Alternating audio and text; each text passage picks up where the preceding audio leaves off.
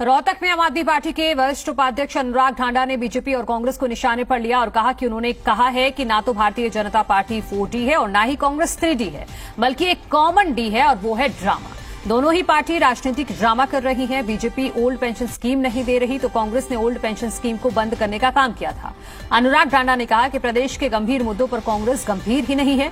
उन्होंने फिर दोहराया कि भूपेंद्र सिंह हुड्डा बीजेपी से मिले हुए हैं और जनता को शक ये है कि अगर कांग्रेस की प्रदेश में 8 या 10 सीटें आ जाती हैं तो वो कहीं प्रदेश में तीसरी बार बीजेपी की सरकार न बनवा दे। उन्होंने भूपेंद्र सिंह हुड्डा की तरफ से अमित शाह को मित्र बताए जाने पर सवाल उठाते हुए कहा कि भूपेंद्र हुड्डा बताएं कि वो कौन सी भ्रष्टाचार की फाइल है जिससे भूपेंद्र हुड्डा डरे हुए हैं और बीजेपी का साथ दे रहे हैं। उन्होंने ये भी कहा कि 2019 में हरियाणा के लोगों के साथ धोखा हुआ था। यही वजह है कि हरियाणा के लोग आम आदमी पार्टी को तीसरे विकल्प के रूप में चाहते हैं। साथ ही अनुराग ढांडा ने कहा कि अध्यादेश पर जो पार्टी केजरीवाल का साथ नहीं देगी वो लोकतंत्र की दुश्मन होगी। बीजेपी ने कहा ये कांग्रेस 3D है, कांग्रेस ने कहा ये बीजेपी 4D है, लेकिन दरअसल ना ये 3D का मामला है ना ये 4D का मामला है, ये एक ही डी है। कुल मिला के दोनों पार्टियों का एक कॉमन डी है, वो है ड्रामा।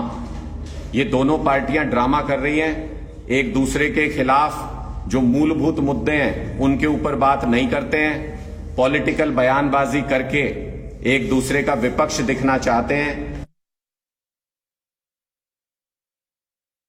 जितने महत्वपूर्ण मुद्दे हरियाणा के अंदर आपको पिछले कुछ समय में याद आते हैं, उनमें किसी पर भी कांग्रेस पार्टी ने कोई महत्वपूर्ण पोजीशन लेकर के कोई आंदोलन करने का काम किया हो, ऐसा नजर नहीं आता है। अगर बीजेपी आज ओपीएस नहीं दे रही है तो कांग्रेस पार्टी हरियाणा के अंदर ओल्ड पेंशन स्कीम को खत्म करने वाली पार्टी है। जितने भी दल हैं उन्होंने अपना अपना समर्थन अरविंद केजरीवाल जी के प्रति ज्यादातर दलों ने दिखा दिया है।